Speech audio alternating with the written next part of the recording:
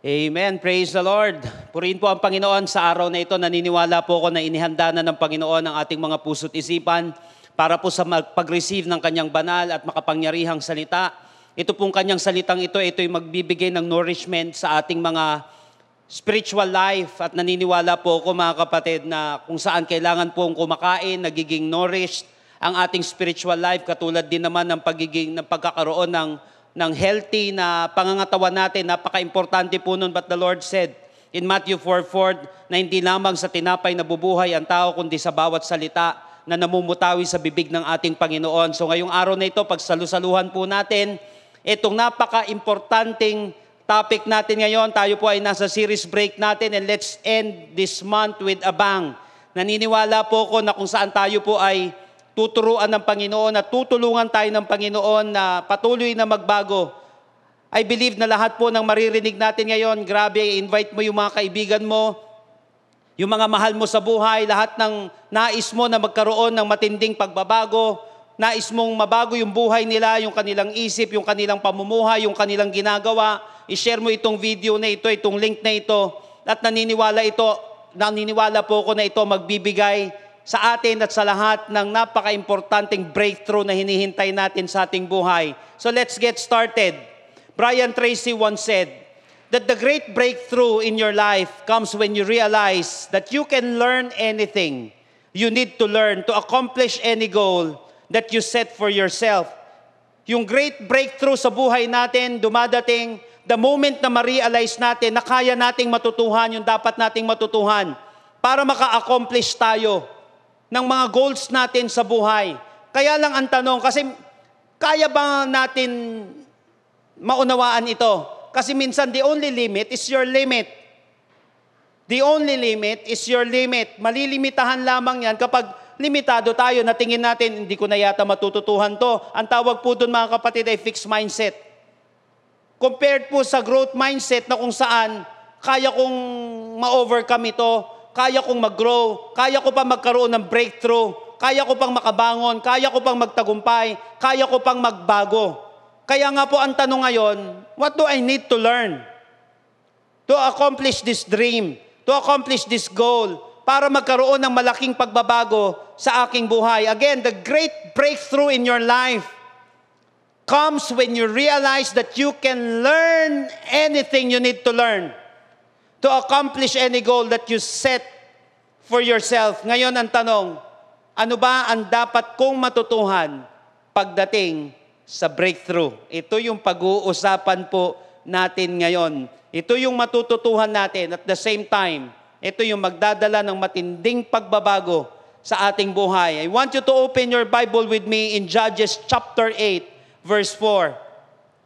Judges chapter 8, verse 4. At mamaya po, titignan natin yung context nitong isang verse na ito.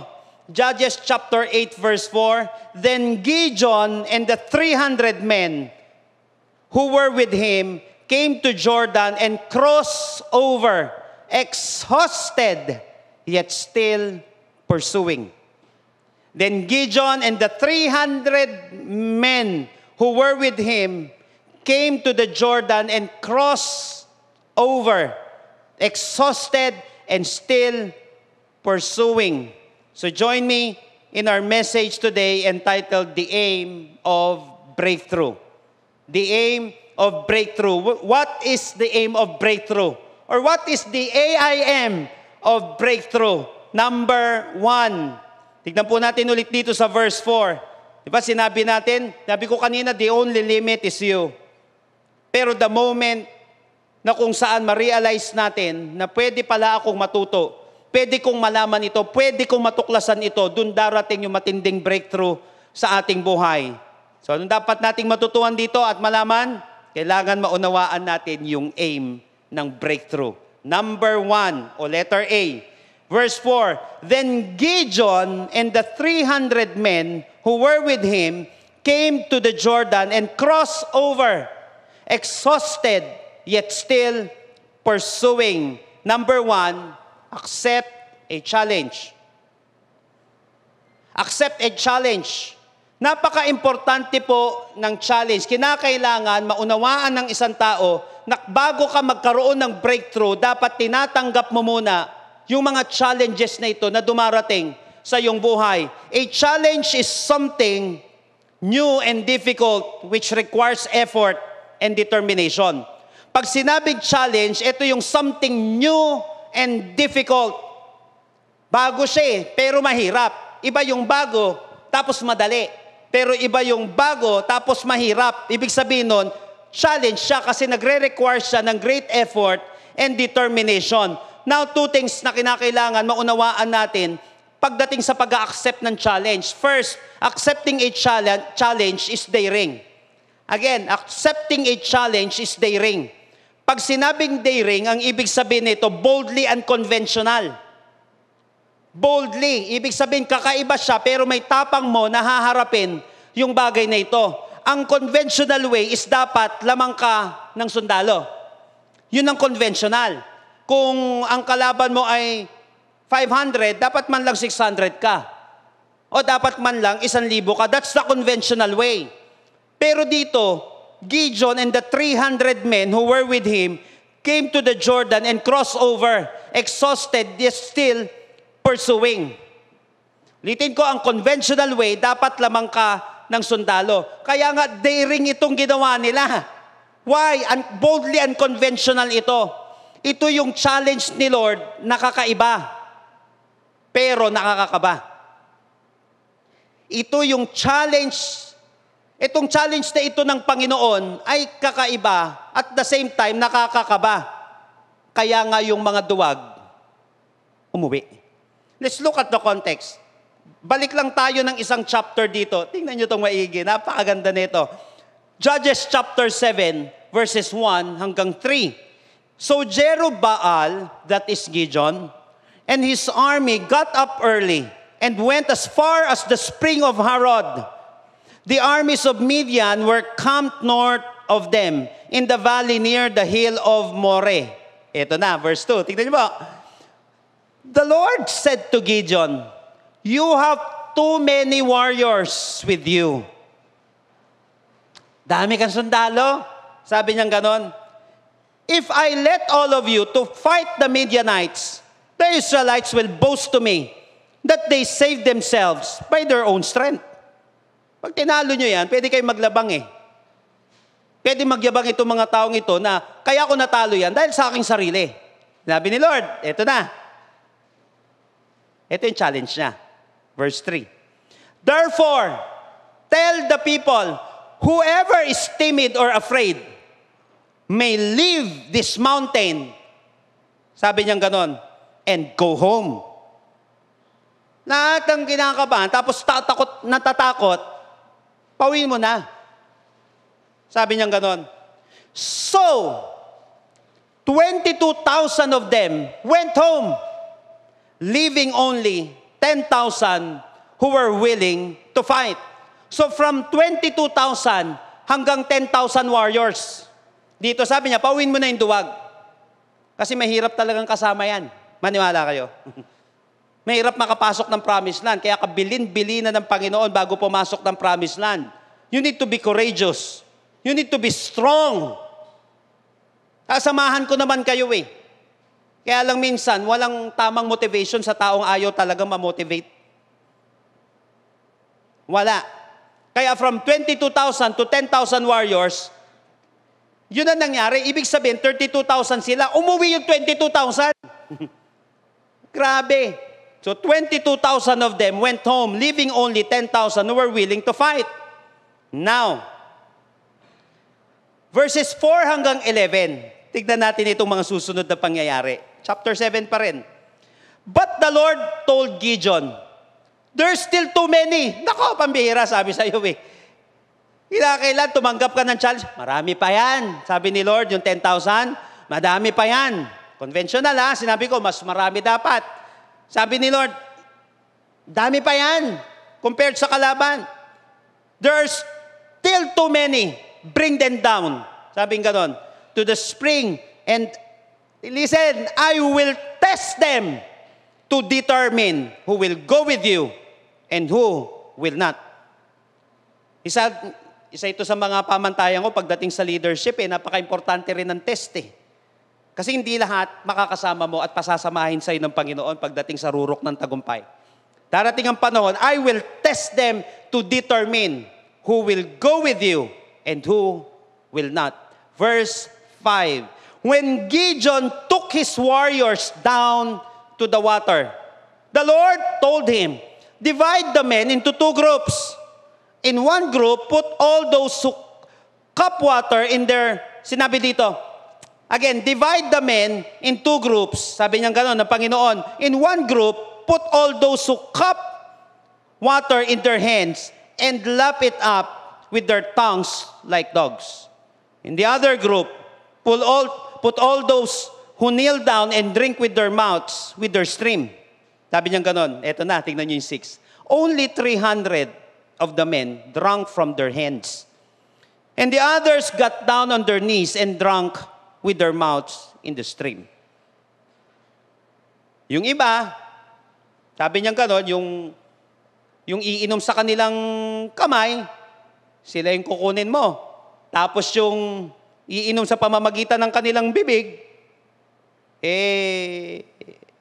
uwi na. Tanggalin mo. Sabi niya gano'n, pauwiin mo na muna. Only 300 of the men drank from their hands. 300 lang. So, ibig sabihin, out of 10,000, 300 lang yung gumawa nito. Nakakakaba to. Siguro kung yung ibang leader to, naku, kahit man lang sana out of 10,000, 9,000 man lang yung uminom sa kamay. Para mas marami-rami kami sa kalaban. Kaya lang, 300 lang. Ito na, sabi sa iyo, kakaiba yung challenge ni Lord, saka nakakakaba. Verse 7, the Lord told Gideon, ito na, with these 300 men, I will rescue you and give you victory over the Midianites. Sabi ng Panginoon. Itong natirang kakaunti na ito sa'yo, itong 300 na ito, gagamitin ko para masave kayo at bigyan kayo ng tagumpay. Naku, napakaganda nito, over the Midianites. Send all the others home. So Gideon collected the provisions and rams, horns of the other warriors and sent them home. But he kept the 300 with him. The Midianite camp was in the valley just below Gideon. Verse 9, that night the Lord said, get up, go down into the Midianite camp, for I have given you victory over them. But if you are afraid to attack, go down to the camp with your servant Purah. Sabi niya ganon, listen to what the Midianites are saying, and you will be greatly encouraged. Then you will be eager to attack. So Gideon took Purah and went down to the edge of the camp. So mapapansin natin, hindi naman talaga madali. Di ba sinabi ko nga, nakakakaba nga ito eh. Hindi porket challenge, wala na tayong kaba doon. Yes, kakabahan ka.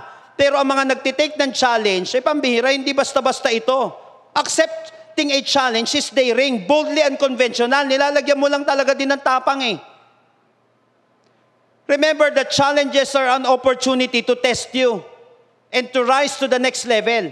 Yung mga challenges na ito yung mga oportunidad para tayo ay masubukan at tayo ay umangat dun sa next level natin. Hindi ka makaka-next level hanggat hindi ka magiging daring dito. You must be boldly unconventional. Ito na, 300. Paano natin nasabi? Gaano ba karami yung kalaban? Tingnan nyo po, verse 10. Chapter 8 na tayo. Chapter 8, verse 10. By this time, Seba and Zalmunna were in Karkor with about 15,000 warriors, all that remained of the allied armies of the east, for 120,000 had already been killed. So ibig sabihin, yung kalaban nila ay combination ito ng dalawang hari. Itong mga haring ito, si Seba at si Zalmunna. May 15,000 sila na warriors. Uy, lamang na sana. 32,000 na yan eh. Kanina pinabawasan pa ni Lord, naging 10,000. Pinabawasan pa ni Lord. Naging 300 na lang. Underdog sila ngayon. Nakuha po natin. Kaya lang. Alam niyo po ba, sabi ni Stephen Covey, Almost every significant breakthrough is the result of a courageous break with traditional ways of thinking. Almost every significant breakthrough is the result of a courageous break with traditional way of thinking. So kapag naging daring ka na, pagdating sa pagharap mo sa mga challenges ng buhay, kung mawala ka dun sa traditional way of thinking, ikaw na ang susunod na magkakaroon ng breakthrough. That's why accepting a challenge is daring. Second, accepting a challenge demands determination. Verse 4, dito sa text natin, tignan nyo po. Then Gideon and the 300 men who were with him came to the Jordan and crossed over. Sabi dito sa text na ito, the 300 men who were with him came to the Jordan and crossed over. Alam nila marami-rami yung kalaban, pambihira, pero sumugod pa rin sila. It demands determination. Because determination is a tendency to move in a fixed direction. Pag sinabing determination, nagmo-move ka in a fixed direction. They came to the Jordan and crossed over. Wala silang ibang direksyon, kundi direksyon papunta dun sa kalaban. Direksyon papunta dun sa tagumpay. Kasi wala namang victory kung wala silang pagtatagumpayan na laban. But accepting a challenge demands determination. Move in a fixed direction. Wala naman kasi silang ibang choice if they want to win. The only solution, listen, the only solution is determination. The only solution is determination. Accept a challenge with determination. Remember this, that running away from any problem only increases the distance from the solution. Kapag tinatakbuhan mo yung mga problemang ito, lalo ka lang lumalayo sa solusyon. Kaya accepting a challenge demands determination. Someone said that life's challenges are not supposed to paralyze you. They are supposed to help you discover who you are. Life's challenges are not supposed to paralyze you. Alam naman ng Panginoon yun eh. Hindi para ma-paralyze sila, kundi ma-discover nila na kaya pa na nila sa tulong ng Panginoon. Life challenges are not supposed to paralyze you. They are supposed to help you discover who you are. They are supposed to discover who God is. Itong mga challenge na ito, they are supposed to help you discover the power of God, the miracle of God, the grace of God in your life. So don't be afraid to take on big challenges. Why? Because they give the best rewards. Huwag kang matatakot. Diyan sa mga challenges na yan, kapos ka, tingin mo underdog ka, tingin mo kakaiba ka sa mga papasukin mo na eskwelahan. Isa to sa naramdaman ko dati. Pagpasok ko sa eskwelahan, puro may edad sa akin ng kasama ko, mga senior pastors na. Pagdating dun sa Bible school, tapos mga professional sila, iba. Kaysa dun sa ine-expect ko. Tapos mga foreigner yung kaklase ko, tapos mga professors ko. Eh, paano na yan? Huling-huli ako pagdating dyan. Nakuha po natin, pero lagi ko nasa isip, tinawag ako at hindi ako tinulak at tinopak. Tinawag ako ni Lord. Maybe very challenging para sa akin ito. Ibang-iba talaga. Super. Ibang-iba. But don't be afraid to take on big challenges because they give the best rewards. Remember that the bigger the challenge, the bigger the opportunity for growth. So sabi nga ni Tony Robbins, naalala ko lang, that all personal breakthroughs begin with a challenge in belief. Lahat ng mga challenges, yung mga breakthroughs na yan, nangyayari dyan with a challenge in belief. Na hindi porket 300 yan, hindi kayang talunin yung 15,000. Hindi porket ipinanganak ka sa ganyang pamilya, ay hindi ka na magkakaroon ng magandang buhay. Hindi porket sumablay ka kahapon, sablay ka na habang buhay. All personal breakthroughs begins with a challenge in belief. Unang dapat nating maunawaan pagdating sa breakthrough, if you really want breakthrough, accept a challenge. Hindi porket ganito ang kalalagayan natin o nangyari sa iyo kahapon, ganyan na rin ang mangyayari sa iyong buhay. Don't let your past define your future. Huwag mong hahayaan na yung past natin, yung mga past na defeats natin, na failures natin, kung ano man yung naging estado ng buhay natin, don't let it define your future. Accept a challenge. Dahil yan lang ang paraan para maging champion ng isang tao. Kinakailangan maging challenger ka muna. And then, saka ka may karapatan na maging kampiyon. Number 2, letter I. Verse 4. Then Gideon and the 300 men who were with him came to the Jordan and crossed over, exhausted, yet still pursuing. Letter I is initiate change. What is the AIM of breakthrough? Number 2, initiate change. Crossed over, exhausted, yet still pursuing. Hinarap nila yung challenge. In-accept nila yung challenge from God. And then nag-crossover sila. Crossover means a point or place of crossing from one place to the other, from point A to point B. Yun ang ibig sabihin ng crossover. Ibig sabihin, change. Movement from point A to point B. So people who initiate change have the power to let go of the familiar. Litin ko. People who initiate change have the power to let go of the familiar. Yung mga tao nag-i-initiate ng change, handa silang i-let go yung familiar. Kaya lang mahirap yan. I've experienced that. Sa 25 years ng paglilid, maniwala po kayo, hindi madali. Lalo na mag-i-initiate ka ng change. Kasi may mga tao, hindi sila willing i-let go yung familiar eh.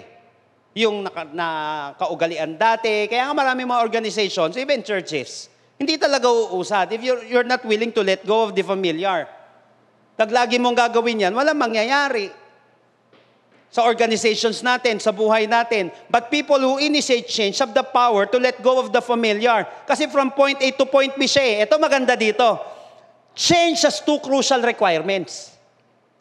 May dalawang napaka-crucial na requirements ang change. Ganda na ito. Tignan mo. First, change requires departure. Change requires departure. Para makarating ka sa iyong patutunguhan, listen, umalis ka muna sa iyong kinalalagyan. Para makarating ka sa iyong patutunguhan, umalis ka muna sa iyong kinalalagyan. Yung preset na ginagawa mo, kinakailangan, malagpasan mo yan. Yung kinalalagyan natin ngayon, kinakailangan may departure ka dyan. Nasanay ka sa pag-iipon ng 10 piso, mag-20 ka man lang. 100, mag-1,000 ka man lang. Wala mangyayari dyan pag di ka nag-depart dyan. Sa ganyang nakasanayan natin. Change requires departure. Para makarating ka sa iyong patutunguhan, umalis ka muna sa iyong kinalalagyan. Sabi ni C.S. Lewis, there are far better things ahead than any we leave behind. There are far better things ahead than any we leave behind. Mas marami pang magagandang bagay dun sa hinaharap kaysa doon sa mga bagay na iiwan mo sa iyong nakalipas. Kasi maraming tao, ang term nga nito ng mga batang 90s, maraming mga tao, ang lakas ng arrival, pero walang dating. Ang lakas ng arrival, pero walang departure, sorry. Ang lakas ng arrival, pero walang departure. Tindi ng arrival mo, kaya wala ka naman departure. Kaya ito yung napaka-importante din. Una, change requires departure. Kinakailangan may iiwan ka talagang hindi maganda. May mga bagay na kung saan dapat mong kalimutan. May mga bagay na dapat mong i-sacrifice. Kasi nga, change siya. Crossover. Ito yung place na kung saan from one place to the other. From one side to the other. Gusto mo mabago buhay mo, wala ka naman binabago. Gusto mo mabago to, yung pwesto nito. ayaw mo naman siyang baguhin. Hindi siya mababago kahit na anong, puro in Jesus' name.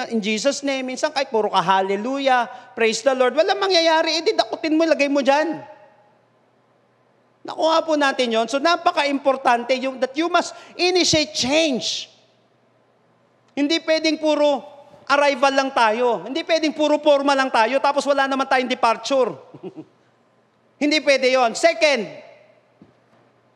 two crucial requirement. Required ito. Ulitin ko required ito pagdating sa change. First, change requires departure. Second, change requires arrival. Nako, makinig ka dito. Tandaan, mahirap mag-take off. Mahirap mag-take off ka lang pero wala kang touchdown. Mahirap pag puro take off lang ang isang tao pero walang touchdown. Biruin mo, sino po sa inyo nakasakay ka na ng eroplano? Nangarap ka ba na puro take off lang, walang baba? Walang patutunguhan? Hindi. Mangyayari. Pambihira yan, magka-crash yan. Wala tayong patutunguhan. Mahirap ang puro take off na walang touchdown. Kailangan mong may marating after mong umalis sa lumang buhay, umasalamuot na buhay. Kailangan may marating ka. Because change is a combination ng departure at arrival. Ulitin ko, ang change ay combination ng departure at ng arrival. Pag nag-take off ka lang at wala kang touchdown, kapatid, maniwala ka, delikado yan. Hindi calculated risk yan. Foolishness ang tawag doon. Yung, alam mo yon, may tinigilan kang bisyo. Pero wala kang create na panibagong bisyo o good habit na tinatawag. Kaya yung iba, aalis ka lang dito sa hindi maganda, pero wala kang patutunguhan. Wala kang plano ng patunguhan. Dapat mayroon kang arrival.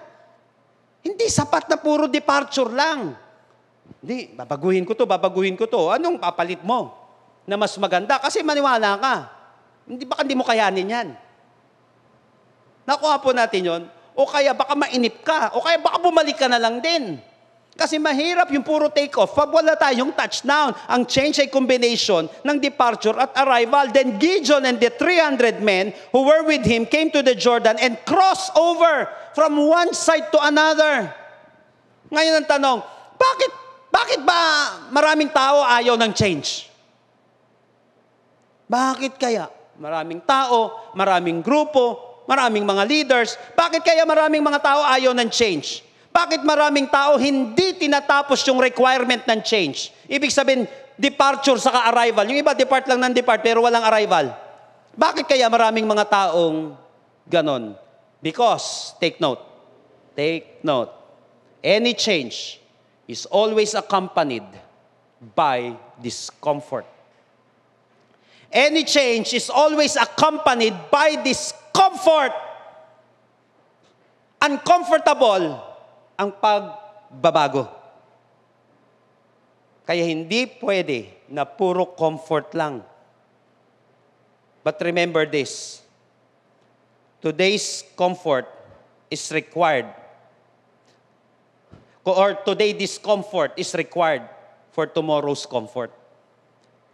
Yung discomfort mo ngayon, kailangan yan para maging komportable yung buhay mo bukas. Kaya maraming mga tao, masyadong ginagawang komportable yung buhay ngayon. Kaya yung buhay nila, komplikado na at sunod-sunod na yung matinding paghihirap sa susunod. Kasi hindi ka nasanay sa discomfort eh. Ayaw mong pumasok, ayaw mo ng assignment, ayaw mo ng ganito. Kaya minsan, kita ko sa mga estudyante, sabi ko, wala patutunguhan tong mga to. Puro comfort ang gusto. Puro ganito, hindi tatapusin kapag mahirap. Alam, mangyayari dyan. Because today's discomfort is required for tomorrow's comfort. Lahat ng tagtagumpay ngayon, nahirapan muna kahapon.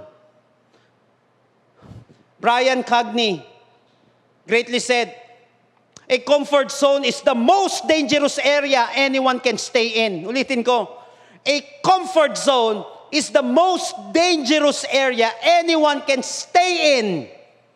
It is a place of no growth and no challenges. Yang comfort zone na yan yung pinakadelikado na tatambayan mo. I-enjoy mo, pero wag mong tambayan. Kasi baka Siyempre, binigay sa atin ni Lord yung comfort na yun.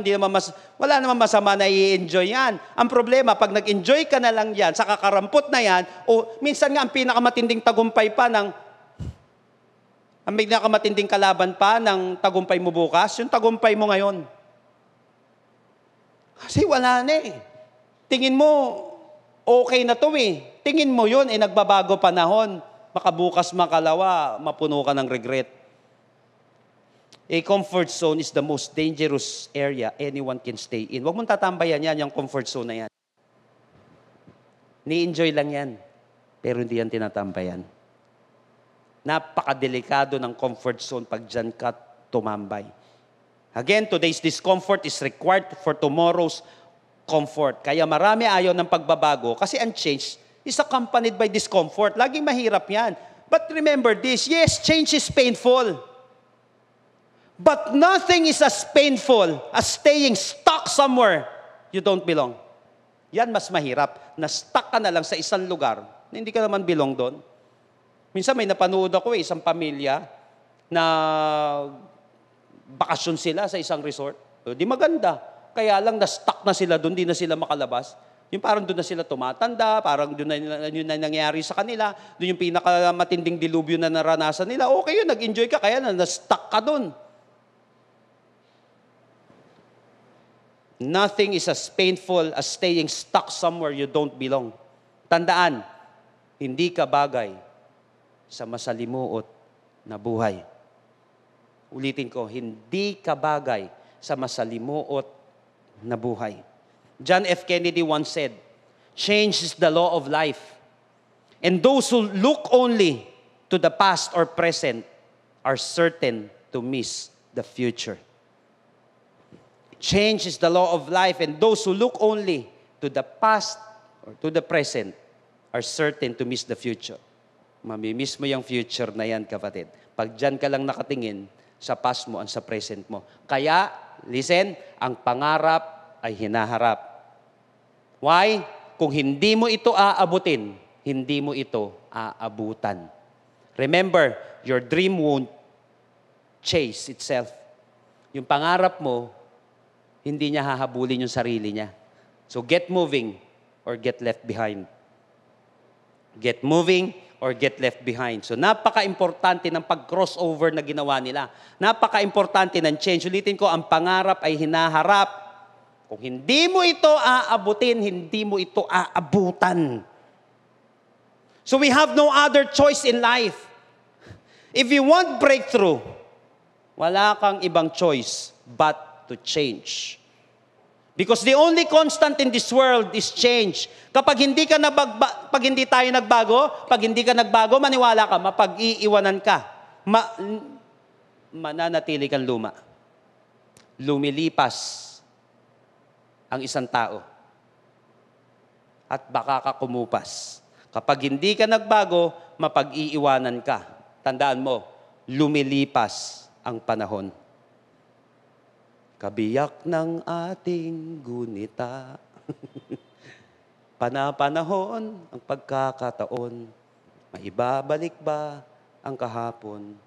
Siya, maibabalik ko kaya yung kahapon? Kapatid, hindi ka na makakabalik sa kahapon.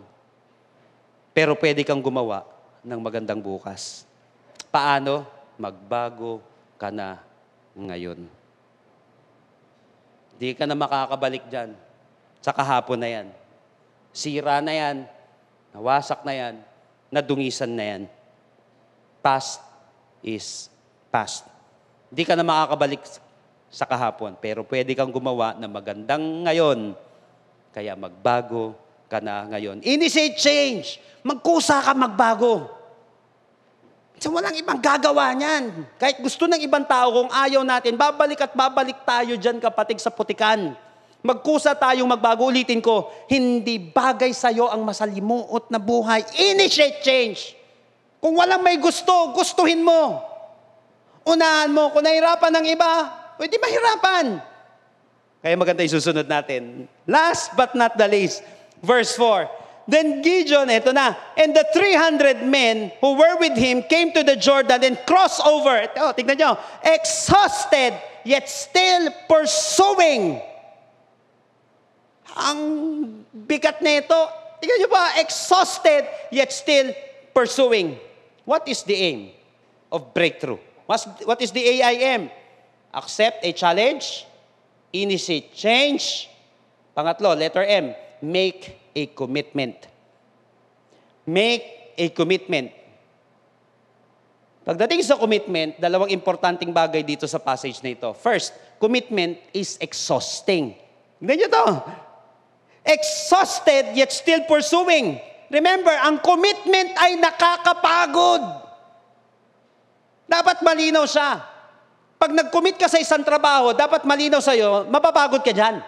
Pag nag-commit ka sa isang pagiging magulang, nakakapagod yan. Pag nag-commit ka sa isang relationship, nakakapagod yan, pare. Maniwala ka. O mare.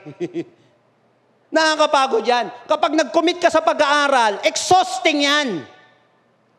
Ang commitment ay nakakapagod. Don't worry, nakakapagod din naman yung walang nangyayari sa buhay.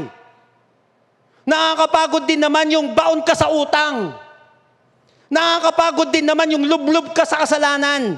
Nakakapagod din naman yung wala kay Lord.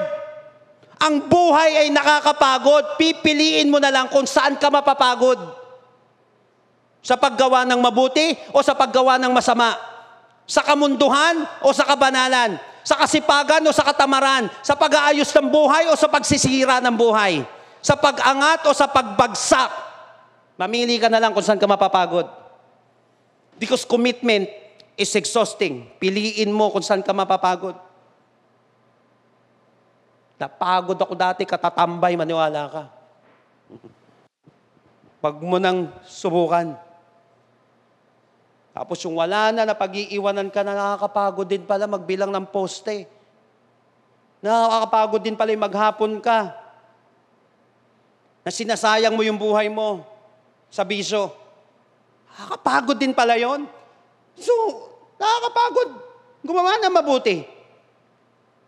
Pero nakakapagod din naman gumawa ng masama. Hindi gumawa ka na lang na mabuti. Nakakapagod pagpurso sa pangarap, pero napapagod din yung wala kang hinaharap. Walang nangyari sa buhay mo. Mamimili ka na lang talaga kung saan ka mapapagod eh. Commitment is exhausting. Kaya sa mga pagod ngayon, maniwala ka. Okay lang yan. Kasi pag di mo ginawa yan, nakakapagod din yung wala nangyayari sa buhay. Second, make a commitment ha. First, commitment is exhausting. Second, commitment is exciting. Excitement is a strong feelings or enthusiasm of eagerness. Pag sinabing excited, may strong feeling ka ng enthusiasm or eagerness. It produces a state of increased energy or activity. Kapag nag-commit ka kasi, mas marami ka pang gustong gawin. Remember that commitment drives your excitement. Exhausted. Tingnan mo, yet still pursuing. Exhausted, yet still pursuing. Sana tumanim itong mga ito, kapatid, sa ating puso't isipan. Because commitment drives your excitement. Ang nagdadagdag sa iyo ng lakas sa mahirap na ngayon ay yung inaasahan mong magandang bukas. Kapag nakakommit ka ngayon, excited ka eh. Kasi may commitment ka. Shoutout sa mga may commitment dyan. Kaya mo tinutuloy yan, excited ka doon sa pamilya mo. Excited ka sa pangarap ninyo. Excited ka pa sa pinapagawa sa'yo ng Panginoon. Excited ka pa sa mga pangako ng Panginoon. That's commitment. Ang commitment ay hindi lang siya exhausting. Ang commitment ay exciting. Ibig sabihin, nagdadagdag ito ng increased energy or activity sa atin. Hindi ka humihinto kahit nahihirapan ka, exhausted yet still pursuing. Ito, maganda. Tingnan nyo. Ay, grabe ito. Kapatid, eto na, sugod na sila. Tingnan nyo, verse 8 and following. Punta sila sa isang lugar. So he said to the men of Succoth. Eto na, punta sila dun sa Succoth. Please, sabi niya ganun. O, ito muna. Tignan nyo yung nakalipas na verse, ha? Verse 4, ha? Exhausted, yet still pursuing. Pagod sila, pero nagpupursue sila. So he said to the men of Succoth, please give loaves of bread to the people who follow me. Pakainin mo naman yung mga tao ko, yung 300 na tao ko. Ano nakalagay dun sa text? For they are exhausted. Kasi pagod na sila. And I am pursuing after Seba and Zalmunna, the kings of Midian. Kasi may hinahabol kami. Ito yung sinabi ko. Exciting siya. Kasi may hinahabol ka. Kasi may inaabot ka. Kainin mo naman itong mga tao ko. Itong 300 na ito. Kasi inahabol namin. Yung mga haring ito, yung dalawang hari ito. Na sina Seba at Zalmunna, the kings of Midian. Ito na, tingnan nyo, verse 6. And the officials of Sukkot said, are the hands of Seba and Zalmunna already in your hands? That we should give bread to your army? Matagumpay ka na ba? Para bigyan kita. Uy, ang harsh. Sakit nun. Kasi, nahabol kami. Kasi may dream ako eh. Kasi, magiging ganito eh. Buhay ko eh. Nasa iyo na ba yan? Minsan wala maniniwala sa'yo ng ganyan. Sus! Tingin mo ba kaya mo yan? Nasa mga kamay mo na ba yung mga haring yan? Para paglaanan ka namin, magsakripisyo kami ng mga pagkain namin. Pambira yung gutom na gutom yung mga tao. Inokray mo pa ng ganito. Imagine niyo yung nangyari sa kanila. Nagmamakaawang kumain. Dahil pagod na. Hinahabol nila yung dalawang hari. Verse 7. So Gideon said, well then, ang lupit talagang leader na ito. When the Lord has given Seba and Zalmunna into my hand, sabi ni Gideon, I will flail your flesh with the thorns of the wilderness and with briars. Bira. Ang harsh din. Verse 8, and from there he went up to Penuel and spoke to them in the same way. Punta naman siya isang lugar. Pakainin mo naman yung mga tao ko. Kasi pagod na sila. Hinahabol namin yung dalawang hari. Anong sinabi dun sa Penuel? And the men of Penuel answered him as the same of Sukkot and answered. And etong sinabi, same daw, yung sagot. Nasa mga kamay mo na ba? Yan dalawang haring yan para bigyan ka namin ng pagkain at inumin. Ang bigat, dalawa. Parehas na bigo. Parehas na nilait-lait. Wala pa naman sa mga kamay mo niyan. Awa na lang sana, di ba, sa pagod na tao? Wala. Wala. Nahopya siya dun sa dalawa. Pero eto na, verse 9. And he said to the men of Penuel, when I come again in peace, I will break down this tower. Sabi niyang ganon. At ano nangyari? And Gideon conquered their enemies. Na-conquer niya, nakuha niya itong dalawang haring ito. Ito na matindi. Binalikan niya itong dalawang lugar na ito. Tinuruan sila ng leksyon. Verse 16. Tignan niyo po. And he took the elders of the city, and he took the thorns of the wilderness and briars, and with them taught the men of Sukkot a lesson. Napansin niyo? Tinuruan niya sila ng leksyon. Actually, ang ginawa pa nito, after silang pinalayas, di pinakain, kumuha siya ng tao, sabi niya, lista mo lahat ng mga lalaki dyan, lahat ng warriors. Lista mo pangalan ng mga yan. Ng mga nag-reject sa atin, hindi tumulong sa atin, lista mo. Ito ginawa nila. And he broke down the tower of Penuel and killed the men of the city. Ubos silang lahat kay Gideon. Napansin mo? Commitment is exciting. Ibig sabihin kasi, may inaabot ka pa. Pero exhausting siya. Sabi ni Jim Rohn, motivation is what gets you started. Commitment is what keeps you going. Motivation is what gets you started. Commitment is what keeps you going. Tandaan mo kapag nakakommit ka, matatadtad ka ng pandalait. Sometimes you will be demotivated. Kaya hindi pwedeng puro motivation. Dahil darating ang panahon, hindi ka na motivated. Importante yung commitment mo. Importante yung self-discipline. Kasi minsan wala ka nang huhugutan ng ganyan, ng motivation. Minsan, motivate mo lang sarili mo. O kaya i-commit mo na lang. Maging excited ka na lang. Di na nga excited yung iba. Hindi ka pa excited. Tamad na nga yung iba. Tamad ka pa. Wala na nga pangarap yung iba. Wala ka pang pangarap. Commitment is what keeps you going. Tandaan, natural ang mapagod, lalo na sa mga masisipag at may pangarap. But keep on pursuing while exhausted is a choice. It is definitely a commitment. Tandaan natin. Again, verse 4. Then Gideon and the 300 men who were with him came to the Jordan and crossed over. Exhausted yet still pursuing. Sana kapatid, lagi natin maalala to. Exhausted yet still pursuing. Pagod, pero susugod. Yun sila. Pagod, pero susugod. Kasi walang mangyayari. You have to make a commitment. Ang commitment, pagod yan. Yung mga committed na tao, napapagod pero sumusugod. Remember that when life gets harder, challenge yourself to be stronger. Wala kang ibang choice. Wala kang ibang choice. Dahil darating din ang panahon, pati mga kasama mo, baka pagod din. Baka dumating din ang panahon, yung mga kasama mo, demotivated din. Ang kailangan mo, kapatid, commitment. Darating ang panahon, hindi ka makakaranas. Kapatid, ng aruga na hinahanap mo sana. Kaya pag yan ang hahanapin mo, wala. You have to commit yourself to be successful. You have to commit yourself to chase your dream. Napaka-importante ng commitment. When life gets harder, challenge yourself to be stronger. 2 Chronicles chapter 16 verse 9. For the eyes of the Lord range throughout the earth to strengthen those whose heart are fully committed to Him. Yun naman pala eh.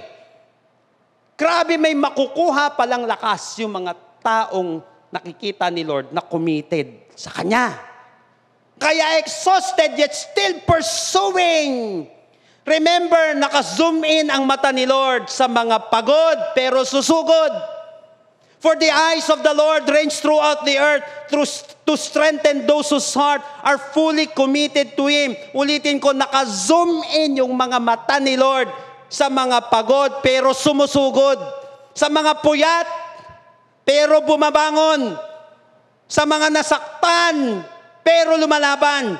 Sa mga nalugi pero babawi. Sa mga kapos pero tatapos. Sa mga nasawi pero magpupuri pa rin sa Panginoon. Exhausted yet still pursuing. Commitment. Starting today, kapatid, ulitin ko, commitment is exhausting. Kung mapapagod ka rin lang, mamili ka kung saan ka mapapagod. Nakakapagod din yung walang nangyayari sa buhay. Nakakapagod din yung lugmok sa buhay. Nakakapagod din yan. Maniwala ka. Piliin mo na lang saan ka mapapagod. Exhausted, yet still pursuing. What is the aim of breakthrough? Letter A, accept a challenge. Letter I, initiate change. And letter M, make a commitment. Starting today, aim for your next breakthrough. Aim for your next breakthrough. Accept mo yung mga challenges niyan. Hindi ka magiging champion hanggat hindi mo accept yan. Walang mababago pag hindi ka nagbago. That's why you have to initiate change and make a commitment. Mamili ka na lang ngayon kung saan ka mapapagod. Kaya every time napagod ako sa ginagawa ko, sabi ko, kakapagod din naman, wala nangyayari sa buhay. Minsan nakakapagod magbago, nakakapagod din naman pag di ka na nagbago eh. Kita mo, pag-iwanan ka. Wala nangyayari. Mamili ka na lang talaga kung saan ka mapapagod. Change is exhausting, yet exciting. I will end with this. Darren Hardy once said, the activities you are most afraid of are the activities that can cause a breakthrough in your success. Step into them. The activities you are most afraid of are the activities that can cause a breakthrough in your success. Yung mga activity na kung saan kita tatakutan mo, yun yung mga activities na kung saan magdadala sa'yo sa tagumpay. You have to step into them. You have to step into them. Hindi ka dadalhin ni Lord sa isang sitwasyon ng wala lang. Maniwala ka. Because the Lord is preparing you. Remember this, the Lord is preparing you for what He has prepared for you.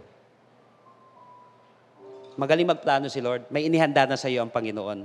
Kaya yung nangyayari sa iyo ngayon, paghahanda lang yan ni Lord sa inihanda niya sa'yo. Tatay mo yan, pababayaan ka ba? God is in control. Kapag malinaw sa'yo yan, kapatid, malinaw sa'yo, that God is preparing you for what He has prepared for you. Judges 7:7. Tignan niyo po ito. Judges 7:7. The Lord told Gideon, with these 300 men I will rescue you and give you victory over the Midianites. The Lord told Gideon, listen to this, people of God, with these 300 men I will rescue you and give you victory over the Midianites. Send all the others home. Remember, sapat na si Lord sa kakaunting natitira sa iyo. With this 300 men, I will rescue you. Ano yung tingin mo, kapatid, ngayon na kapos na ako eh. Lugi ka, konti lang puhunan mo.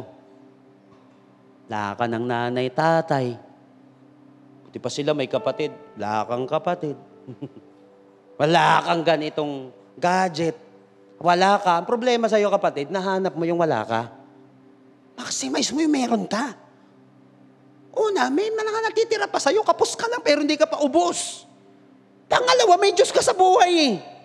At sinabi dito ng Panginoon, with these 300 men, I will rescue you. Kaya nga, sapat na si Lord sa kakaunting natitira sa'yo. Sapat na si Lord kahit kakaunti lang ang naniniwala sa'yo. Sapat na si Lord sa lahat ng mga kakulangan mo. Kayang gumawa ni Lord ng himala sa mga kakaunting natitira sa buhay mo. Ang tanong, naniniwala ka ba na kaya kang isalba dyan sa kakaunti na lang na naiiwan sa buhay mo? Dahil nasira yung buhay na yan, dahil marami ang nawala, dahil marami kang kakulangan sa buhay. With these 300 men, I will rescue you, sabi ni Lord. God can save you. God can rescue you. Sapat si Lord sa mga natitira sa iyo. I want you to close your eyes right now. Ikaw at ang ating Panginoon ngayong oras na ito. Who among you here right now, kita mo yung mga nawala, kulang, kapos sa iyo. Kung ikukumpara mo sa iba, layo-layo. At alam mo ba, kapatid? Kayang gamitin ni Lord yan. Yung mga disappointments mo, nakikita mong kakulangan, kapos, kulang, iniwan, nasaktan, kayang gumawa ni Lord na himala sa mga natitira sa buhay mo. God can rescue you and give you victory over your enemy, over your obstacles in life. Si Lord lang, kapatid. Si Lord lang ang malakas. Kaya kang tulungan ng Panginoon. If any one of you right now, maliwanag sa iyo, kapatid, ubus ka, kinapos ka, naiwan ka, nagkaroon ka ng mga kakulangan sa buhay. If any one of you right now, maliwanag sa iyo, kapatid, kapos na kapos. Daming nabunot sa buhay mo, kayang gumawa ni Lord ng himala dyan. Kung naniniwala ka, kapatid, na kaya ni Lord, maniwala ka. Ngayong oras na ito, I want to challenge you, give your life to Jesus.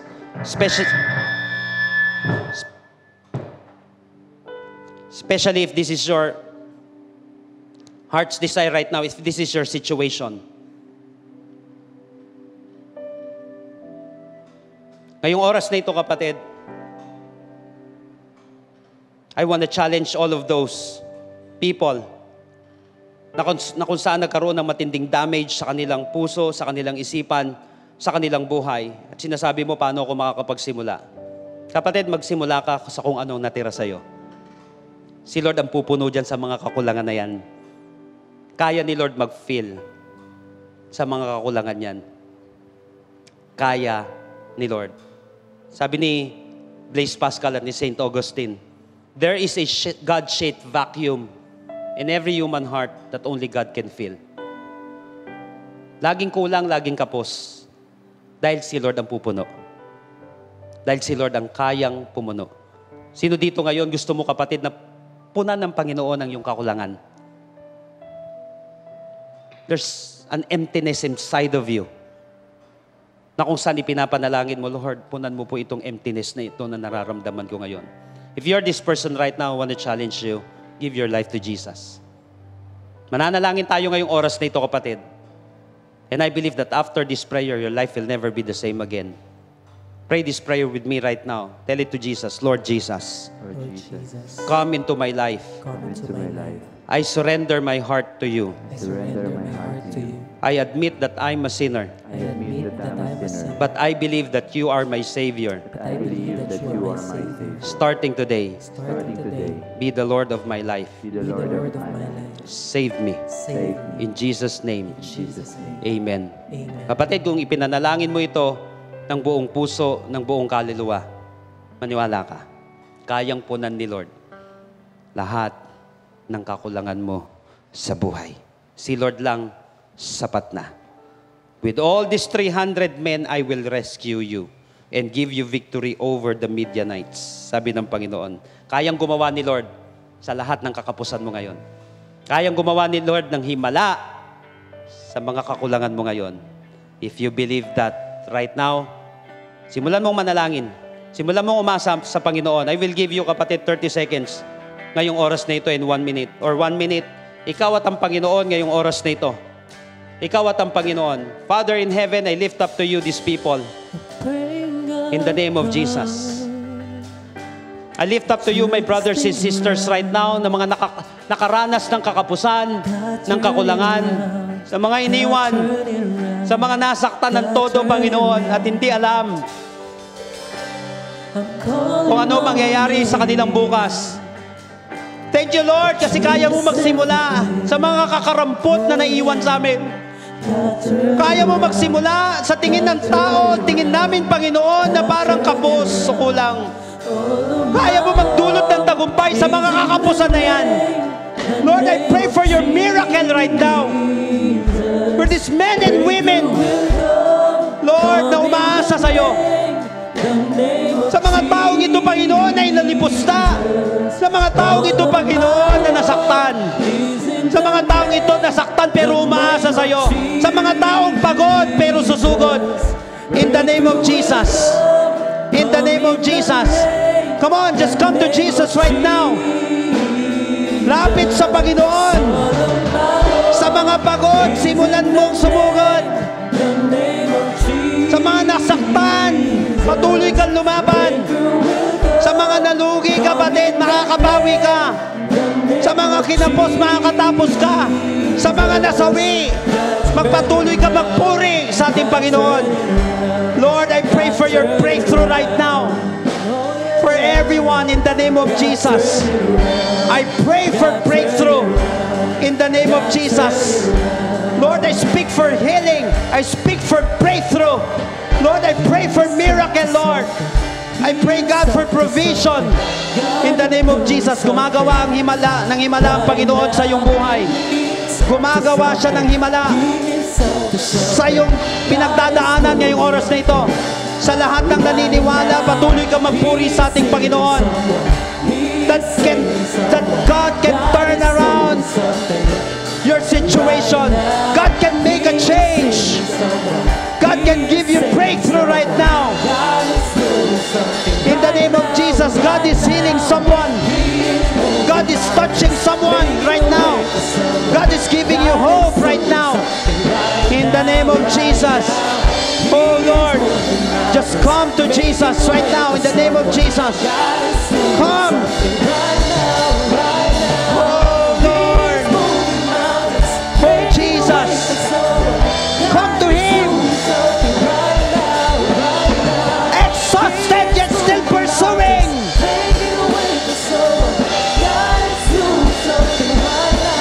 Nasaktan ka lang pero di pa tapos.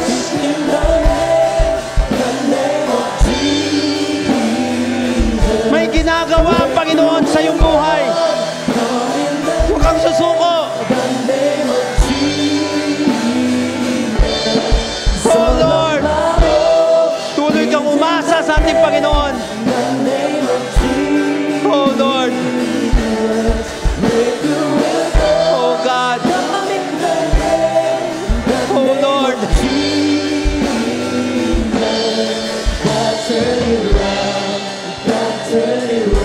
Yes, oh God.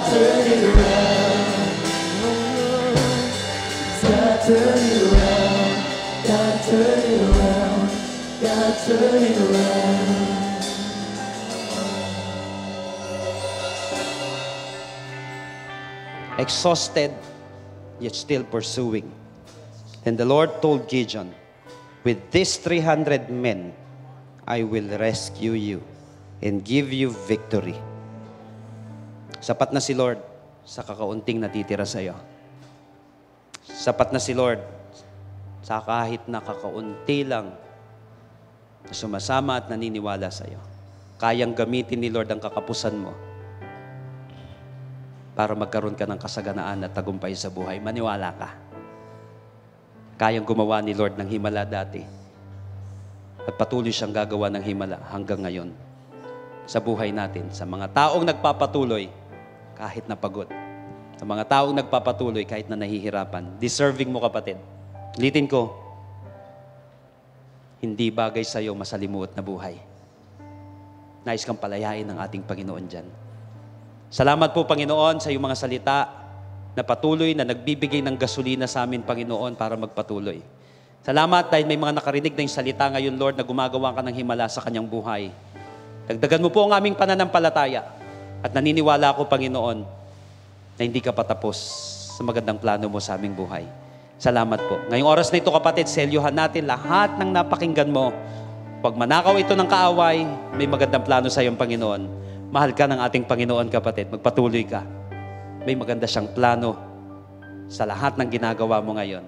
Let Him be the God of your situation. God is in control. Right now, people of God, I want you to receive these blessings which God promised in Numbers chapter 6. Every time you receive ito, the Bible said, receive it, and it will be yours. Right now, people of God, may the Lord bless you and take care of you. I receive. May the Lord be kind and gracious to you. I receive. May the Lord look on you with favor and give you peace. I receive. Lord, we receive all of these blessings in Jesus' name. And everybody shout aloud, Amen and Amen. God bless you all. See you next week. Jesus loves you.